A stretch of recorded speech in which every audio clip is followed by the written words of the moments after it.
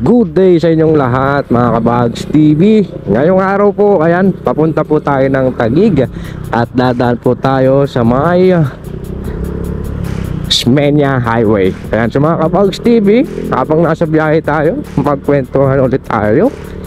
At ang pag-uusapan natin ngayon mga Kabags TV is tungkol sa kung paano na nawala yung takot ko sa pagdadrive ng motorsiklo. Okay, so yung kwento natin, umpisahan natin mga Kabags TV bago tayo bumili ng motor.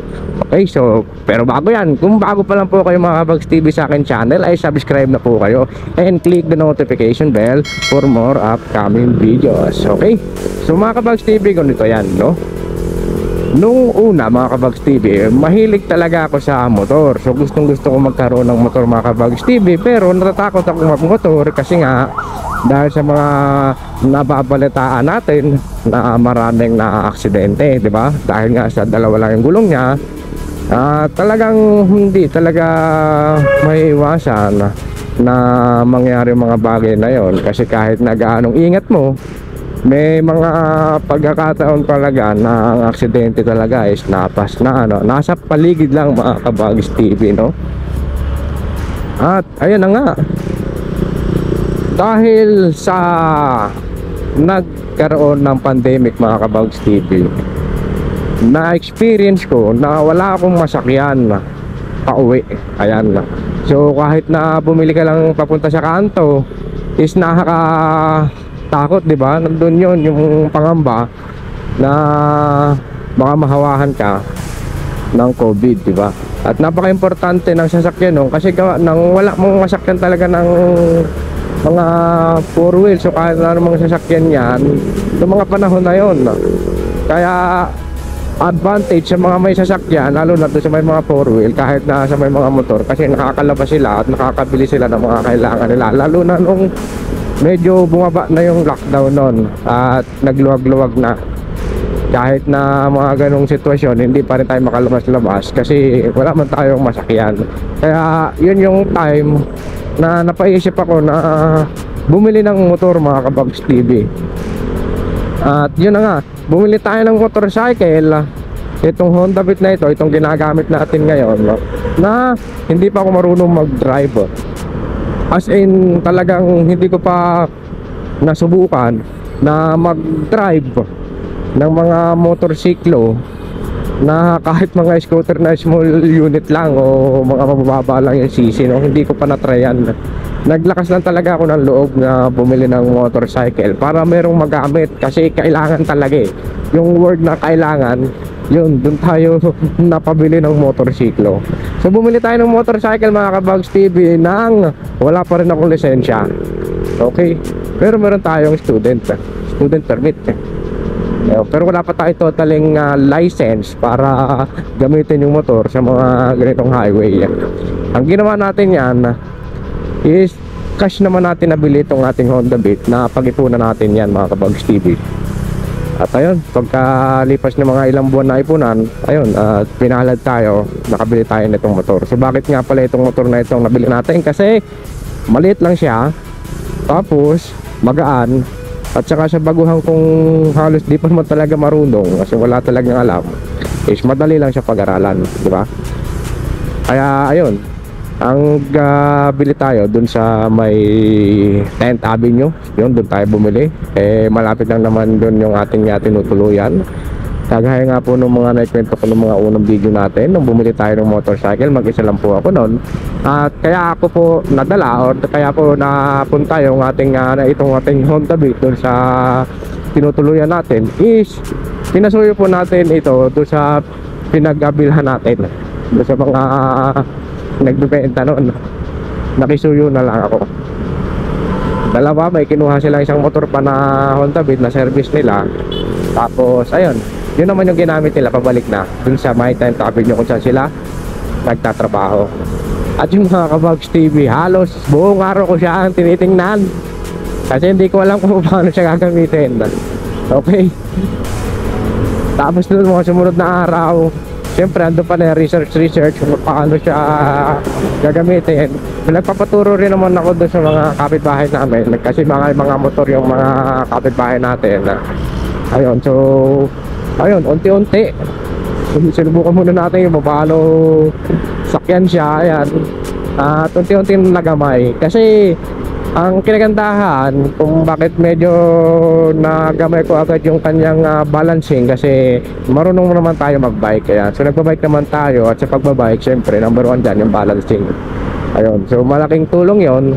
Kaya agad kong natutunan kung paano i-balance yung motorcycle. Tapos syempre yung throttle, kailangan din yan ma-practice, lalo na sa pagliko din. Ayan, yung mga basic lang mga Kabags TV, trinay ko yan. At nandun yung takot. Hindi talaga siya may iwasan kasi hindi ko rin alam nung una kung ano yung gagawin. Pagka may biglang dumaan, kahit po sa aso lang yan, isipin mo yun, kahit na ang layo ko mga ilang hakbang pa wala dun sa tatawid na aso, nakahinto agad ako. Ganon yun. Siyempre alanganin ka diba? Hintay mo na lang siya dumaan, hindi siya magpatuloy. So nandun yung takot, di maiwasan, di mawala. Tapos yung takot na sa mga napapanood ko, talagang andyan yun kasi yun yung naging naging mindset ba. Yun na yung na-program sa utak na pag motor delikado. Yun na yung tumanim sa utak. Kaya yun, nandun talaga yung takot. So yun na nga, unti-unti na ang pinapractice natin yung motorcycle na to, itong Honda Beat doon sa area natin, sa may kung saan natin tinutuluyan, paikot-ikot lang tayo doon. At yun na nga, yung medyo nagagamay-gamay natin yung ating lisensya kasi nga 1 month siya bago siya ma-apply para gawin nating non-pro. Ayun, so after noon nagkaroon na tayo ng license. Ayan, so syempre saya-saya kasi may lalabas na yung motor. So sa isang buwan napagpo-practice na itong ating Honda Beat ay nag-practice naman tayo sa labas. Yun yung time na medyo lumuwag na talaga. Yung time na yun, nung pandemic na yun. Okay, lumuwag na siya. At nung paglabas ko ng aming tinutuluyan, may mga kasama ako doon mga Kabags TV. Ano yun, group rides yun. Parang nangyari is dahil sa ang tagal na sa loob ng bahay na hindi nakakalabas-labas, napag-usapan namin na mag-rides. Ayun, so mga 7 motor kami doon mga Kabags TV, at may mga angkas din. Yung time na yun, may angkas pa ako noon mga Kabags TV nung lumabas tayo doon sa highway. So ayun nga, lakasan lang ng loob. Ang nangyari doon siyempre yung mga sanay na sila yung head, tapos yung mga tail, yung mga sanay na rin para panghabol. Ayan, tsaka kami naman yung mga medyo baguha kagaya ko, ako yung pinakahalos baguhan talaga doon. Doon lang kami sa gitna. Tapos yan, sunod-sunod yan, tuloy-tuloy. Saya din, ganda rin sa experience na mag group ride, no? Doon ka na experience siya. Okay, so una naming destination noon ay sa may Antipolo. Okay, ito na yung pakiramdam natin, no? Talagang andun yung takot, no? Tapos nag-angkas pa ako na mas malaki pa sa akin. May top box pa rin ako nung nilagay sa motor, so mas bumigat pa sila lalo. Kasi yung top box natin, nilagyan siya ng ulam, dalawang Tupperware na ulam, kasyang-kasya doon sa top box natin Yun yung nilagay doon sa atin, at medyo may kabigatan talaga. At sa isang buwan naman natin papapractice doon sa loob, ayun na nga, lakasan din ang loob pagdating sa labas. Nung time naman kasi na yun, dahil siya medyo nagluwag pa at hindi naman ganun talaga karami ang sasakyan, last month naging advantage sa atin. So ang nangyari, basta ang advice lang sa atin habang nasa gitna tayo nitong linya, itong magkabilang linya na ito, ayan, itong kaliwat kanan natin yan, na parang putol-putol na guhit na nakikita niyo mga Kabags TV, at may nakikita kayo mahaba kagaya niya ng puti na yan. Basta nandito tayo sa gitna, safe tayo niyan. Tapos lagi lang tayo tumingin sa side mirror. Siyempre andun lang. Tapos bago lumiko, lumingon muna. Okay, bago lumiko, lumingon muna. Yan mga Kabags TV, paulit-ulit yan na inisip ko at ginagawa noong time na nagpa-practice ako sa loob. At yun yung in-apply ko sa labas. Ayun na nga mga Kabags TV, no? At meron tayo naging kasabayang motor. Andun yung kabahan, andun yung takot na excitement, halo-halo. Pero mas nangingibabaw yung takot. Siyempre hindi mo na ako sanay. Mamaya biglang may tumawid na lapat, di ko alam ang gagawin. Tapos meron ako kasunod sa likod. Yan yung mga naiisip ko, napakarami. napakarami, napakalikot ng isip po. Di ba? Paano kung ganito? Paano kung biglang may basandaan o biglang pumaltik yung likod o kaya biglang basta napakarami. So yung takot na yun, unti-unti siyang nawala. Ayan. Lalo na nung natapos kaming mag-ride. So makarating kami doon sa may Antipolo. Ayan, doon pa lang, grabe, ang sarap sa pakiramdam na makarating tayo doon ng safe sa may Antipolo, doon sa may simbahan mga Kabags TV, kung familiar po kayo doon, kung saan nagbabasbas ng mga motorcycle. Dami namin mga motorcycle doon ng time na yun, binasbasan, saka mga sasakyan, nagpapabasbas sila doon. Doon kami pumunta, so nagpabasbas kami ng aming motorcycle doon. Tapos next doon, dumiretso kami ng Marilaki. Pero hindi kami halos nakaikot doon dahil doon sa may bandang dulo kailangan ng mga quarantine pass. Kaya nung yan eh. Wala man tayo noon. Kaya pero kahit pa paano yung mga magandang lugar doon sa Manukan na yan, tsaka doon sa mga big C na daanan natin doon. Doon dulong-dulo lang paglampas doon, hindi na natin nila yun. So takbuhan natin doon, dahan-dahan lang, diba? So ano talaga yung takot, excitement. Ayun na, hanggang sa hapon nakabalik na kami at yun, sa wakas, grabe ang sarap. Isipin mo yun, success, diba? Safe tayo nakapunta ng Antipolo, nakapunta pa tayo ng Marilaki sama-sama at nakabalik, diba? Ang saya, diba? May takot pa rin pero unti-unti siyang nababawasan. Tapos nag-rides pa ulit kami nun mga Kabags TV, may kasunod pa yon. Pumunta naman kami sa may Tagaytay. Tagaytay naman ang pinuntahan natin nun mga Kabags TV. Kasama pa rin natin yung mga kung sino kasama natin nung unang rides natin, no? At ayun na nga, siyempre rin may mga baon tayong lalagyan. At yung meron din tayong angkas na ayun, lalaki po yung mga Kabags TV na tropa na mas may kabigatan sa akin ng konti. At ayun na nga, mas medyo maraming tao na noon at sasakyan. Ayun, so naging okay naman yung rides din. Ang problema lang nito mga Kabags TV, no? Isa to sa mga di ko rin makakalimutan eh. Ang nangyari kasi nung hapon, nagwatak-watak na kami mga Kabags TV. Yan ang nangyari, nagwatak-watak kami. Okay. Ang nangyari kasi, goods yung pagpunta namin. Tapos yun, pagdating na Tagaytay, syempre enjoy kasi nagaliwaliw. Ang problema lang, pag uwi na, ang nangyari kasi nagkanas-kanas na ba, nandun yung time na nalubat na rin kami ng cellphone. Ayun, kasama ko naman, wala, hindi naman marunong mag-drive. Di marunong mag-drive yung kasama ko, naangkas ko. Wala siya halos din knowledge, as in zero. Kaya hindi ko siya mapakisiyuhan din na mag-drive. Kasi ako yung mas may knowledge dun sa amin, pero hindi ganun kabiyasa. Ano nangyari noon, kami, na hiwa-hiwalay na kami noon. Iba, nauna na problema kasi noon, hindi ko kasi sila rin masisi. Kasi siyempre sa dami ng sasakyan, tapos bawi na, rush hour na. Nalobat pa kami mga Kabags TV, no? Wala akong power bank noon, kaya doon ko na-realize kung gaano kahalaga yung power bank at saka yung charging port sa cellphone sa motorcycle natin. Kaya nagpalagay tayo nito, ito, yan. So yun mga Kabags TV, no? Andun yun, doon ako ulit nakaramdam ng takot. Sabi ko, paano to? Wala pa naman akong alam sa mga masyadong lugar. Kasi talagang hindi ako ganun kadaling makatanda ng lugar. Tapos andun pa kami sa may layo pa namin, parang bandang Cavite pa yun, layo pa. Talagang andun yung takot na baka kung saan kami magpasok, maglusot, mamaya expressway na pala yung inaakyat. Lalo na may mga paakyat na daan, kinakabahan ako dyan, tatakot ako dyan kasi mamaya paakyat na pa yung expressway. Kasi na-experience ko yan mga Kabags TV na may paakyat, nakat ko talaga yun. Yung pala expressway na pala yung papasok na, buti na lang mayroong isang Good Samaritan na sa akin, busina ng busina, sinasabihan sa akin na hindi daw yun service road, expressway daw yun. Kaya nangyari, baba talaga agad ako. Yung pasalamat na, tapos yun, balik na lang kami. Bakit? Kasi yung time na yun, meron din isang motor na sumunod sa akin eh. Baka ako ay sinundan nun, may baguhan din siya. Panigurado, baguhan din yun, kasi sinundan niya ako eh. Yan, dalawa kami. Yun doon, nakaramdam ako ng takot doon.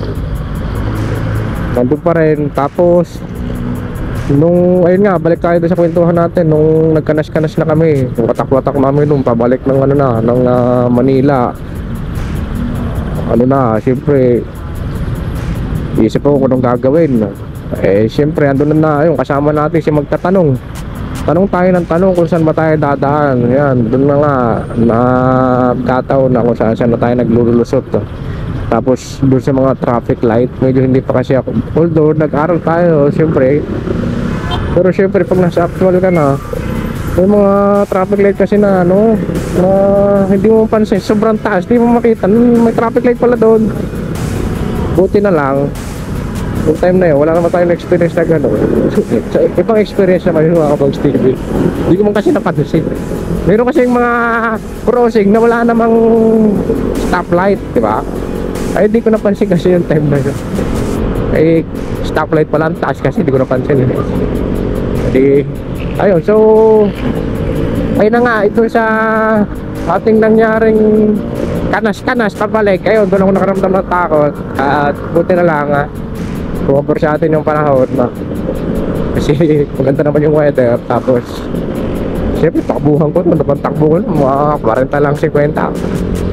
Tanong tayo ng tanong. So, basta diretso lang kayo, diretso lang kami. Yan. Tapos yun, tuloy-tuloy hanggang sa yung mga kasama namin, nakita na namin. Naghintay rin sila sa amin. Hindi rin naman kami pinabayaan. Kaming dalawa nung angkas ko. Hindi rin kami pinabayaan kasi nung time na parang napansin namin, medyo madilim na yun mga Kabags TV. Yan, siyempre, nakatakot talaga yun. Baguhan ka na nawala ka doon sa group ride. Kasi mo napansin namin na may familiar sa amin yung isang motor, tsaka yung helmet, tsaka yung mga damit. Tayo na. Nung nakita namin sila, ayun, goods na. Sumunod na ulit kami, sunod na ulit kami. Kaya ayun. Well, hindi naman kami lahat, ano lang, siguro mga 3 na kami noon. Kasi yung iba pinauna na. Kasi masyado ng rush hour at medyo matatagalan sila kung hihintayin nila o hihintayin nila pa kami. So medyo mabagal tayong patakbo. Hindi tayo masyado naglululusot nun. Hindi pa tayo sabay magaging lusot-lusot kung saan-saan na may butas at makakapasok. Kinakabahan pa ako lumusot-lusot nun.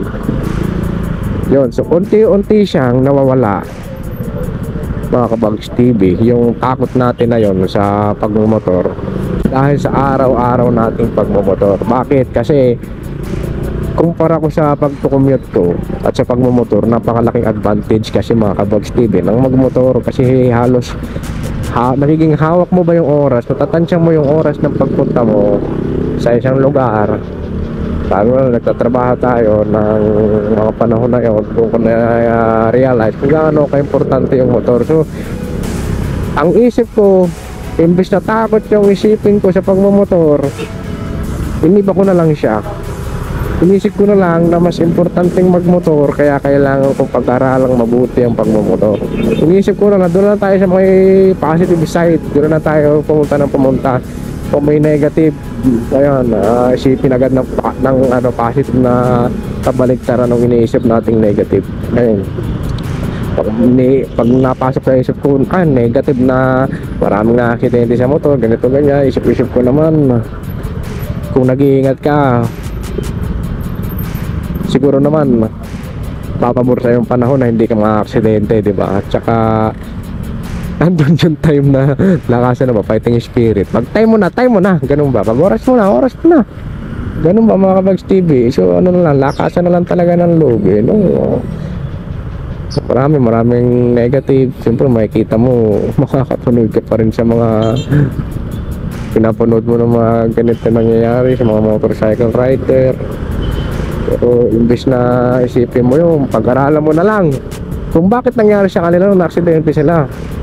Nandun yung time na kapag ka mga blind spot, wag agad diretso. Yun, mga ganun mga Kabags TV. Lalo na pag sa mga pedestrian, tapos hindi mo kita na kasi meron kong malaking sasakyan sa halimbawa sa kaliwa mo, tapos may dumadaan pala o biglang huminto yung sasakyan na yan, nakasabay mo, bigla siyang huminto, wala namang sasakyan sa harap, tapos naka green light naman o kaya wala namang stoplight, mag-isip ka na kasi baka mamaya may dumadaan. Pero tumatawid na sasakyan, papaisip ka na, huminto ka na rin.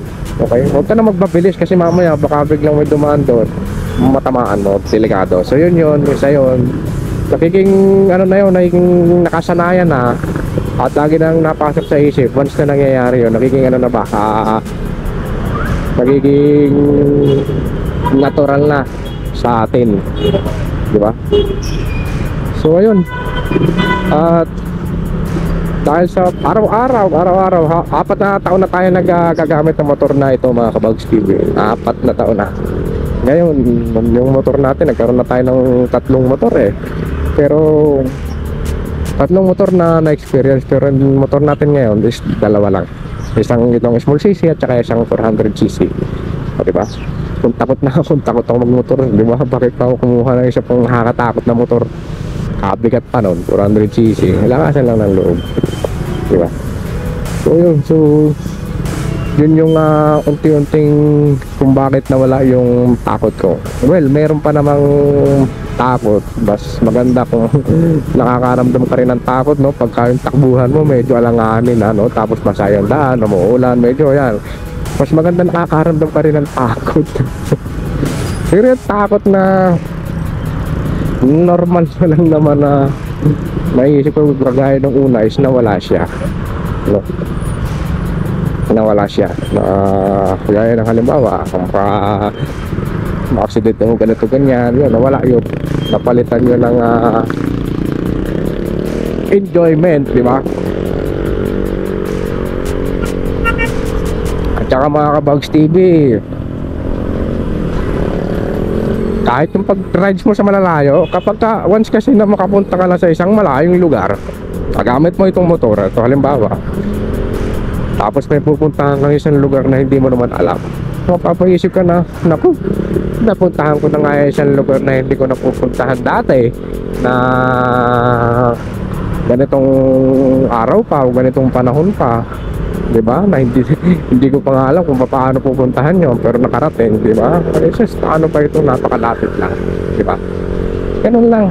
Dati natatakot din ako na pupunta ako sa isang lugar na hindi ko alam kung saan ako dadaan eh. Meron namang Google Map. Google Map lang tayo mga Kabags TV. So yun, unti-unti, araw-araw, dahil tutusin mga Kabags TV, sa loob ng 4 na taon, halos walang araw ata akong hindi gumamit ng motor. Halos araw-araw yung gumagamit tayo ng motor. Siguro pag weekend, possible. Yun, isang araw, 2 araw sa isa. Pero sa isa loob ng 1 linggo, siguro mga 1 araw lang din hindi ako gagamit ng motor, o 2, yung weekend lang. The rest nun, puro motor na tayo. So nagitakbo na nga natin 47,900. Pagtakbo lang naman natin na ito Manila, saka dito sa Taguig halos. Dito naman sa kalimitan sa Taguig yung pinupuntahan natin, so medyo malayo-layo. Nakarating naman na tayo ng Batangas, pero bihira lang, mga 1 beses pa lang ata. Tapos Baguio, ayan Baguio, pero 1 beses pa lang doon sa Baguio. Yan, tapos Bulacan, ay ibang lugar pa, Laguna, ayan. Yun. At yan, ang ating takbo, no? Isipin mo yan. Yung sa haba ng takbo natin, 47,000 na yan, di ba? Magtanggal talaga yung takot mo yan eh. So unti-unti yan mga Kabags TV. Kaya ikaw Kabags TV, kung medyo natatakot kang magmotor pero gusto mo ng motor, alam mo yun, gusto ko talaga dati ng motor pero natatakot akong magmotor eh. Pero yung takot na yun, unti-unti siyang nawala, diba? Unti-unti siyang nawala, diba? Although may takot pa rin, takot na pagka nagpapatakbo tayo ng mabilis. Hindi mo kasi tayo sanay magpatakbo ng mabilis. Hanggang 60, 70, 80 lang tayo. Pag sumobra na tayo doon, medyo ano na yun, nandun na nalabas yung kabog sa dibdib na huminto ka na, bumagal ka na. Ayan, kailangan mo nang magbagal. Yun na. Kasi nandun na yung takot na hindi ko na gamay yung pag yung takbo niya. Hindi na ako sanay.